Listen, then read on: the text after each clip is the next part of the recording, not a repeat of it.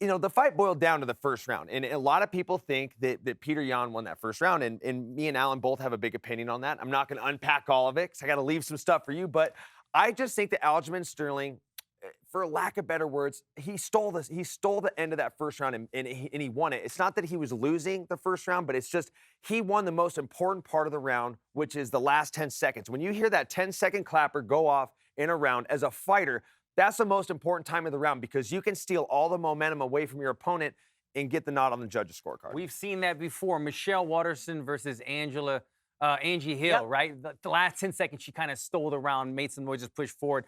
Aljo did the same thing in that fight, push it. I'll say Aljo's my boy.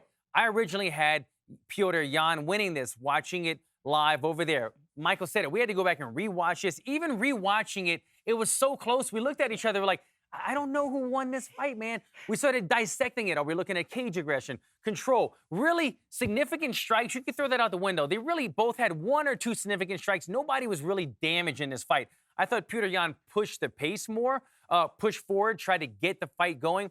But Aljamain Sterling was more aggressive, throughout more output the entire time. So it could have gone either way. No one was robbed in this fight. And Aljo, again, he became the heel somehow during this whole equation. But you shouldn't be mad at him. The guy was fouled in the first fight, fought a tremendous second fight, and he's a rightful champion because of that. He did, but Yan obviously won the later rounds in that fight.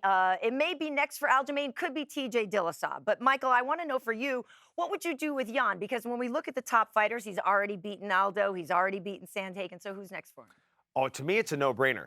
Petr Yan wants to get back to that title as fast as he can, and there's no faster way to get back to the title than fighting Merab Dvalishvili. And Merab he's due for a top 5 guy after that win over Marlon Moraes. Yeah. And there's no better way for Petr Yan to get closer to that fight, that trilogy fight with Aljamain Sterling. You go out there and beat his teammate, beat the guy that helped him get that win over you. There's no better way to do it. And way to up the stakes, up the drama. There's already enough meat on the bone when it comes to the drama between these two guys. And you could really cook the meat well if you go out there and beat a guy in Merab Dvalishvili, which is easier said than done because Merab's rolling right now. But that's the fight to make for Petr Yan. And Michael, the build-up to that fight, you saw Yan was going back and forth saying it's on site, right? If I see your team, Merab and Yan already kind of got into it in the background already. So there's already a little backstory right there, and I think that's a smart matchup right there. That might be the fight that we see in the future. Take a seat, Sean Shelby. Let me match make these fights. Right. Plus, that means we get more Ray Longo, too. So we're always up for that. Thank you for watching ESPN on YouTube. For live streaming sports and premium content, subscribe to ESPN+.